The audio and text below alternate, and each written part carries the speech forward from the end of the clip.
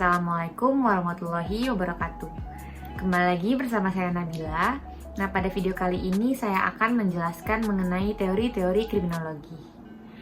Teori kriminologi terbagi atas dua bagian besar, yaitu teori individuologis dan teori sosiologis. Nah, teori sosiologis terbagi lagi atas dua bagian, yakni teori non-class oriented dan teori class oriented. Yang pertama kita masuk ke non-class oriented theories. Nah, non-class oriented theories ini terbagi lagi atas 4 teori. Yang pertama ada teori ekologis.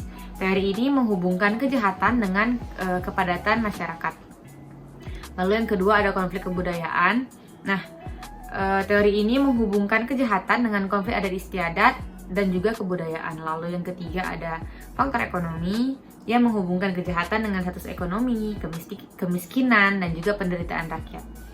Lalu yang keempat ada differential association theory, yaitu teori yang menyatakan suatu kejahatan dapat terjadi karena adanya peniruan atas kejahatan-kejahatan yang sudah pernah terjadi sebelumnya. Nah, kita lanjut ke bagian yang kedua, yaitu ada class oriented theories. Nah, teori ini juga terbagi atas 6 teori. Yang pertama ada teori anomi yang menggambarkan keadaan masyarakat yang bingung dengan sistem sosial yang kacau balau.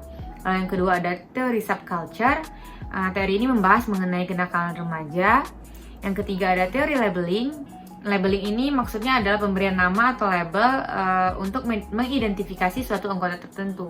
Misalnya seorang narapidana yang sudah menyelesaikan masa hukumannya, setelah keluar dari penjara, ia akan tetap dipanggil sebagai narapidana dan dicap oleh masyarakat sebagai seseorang yang memiliki tingkah laku yang tidak baik. Lalu teori yang keempat itu adalah teori psikoanalitikal, yaitu keinginan-keinginan yang ditekan karena tidak memenuhi norma akan menimbulkan kejahatan. Dan teori yang kelima selanjutnya adalah teori kontrol sosial. Teori ini memfokuskan pada strategi yang mengatur tingkah laku manusia. Lalu yang terakhir itu ada teori sobral. Teori ini merekayasa hukum dalam kebenaran dan keadilan agar tercipta kedamaian dan kesejahteraan. Baik, sekian penjelasan dari saya mengenai teori-teori kriminologi. Saya akhiri. Assalamualaikum warahmatullahi wabarakatuh.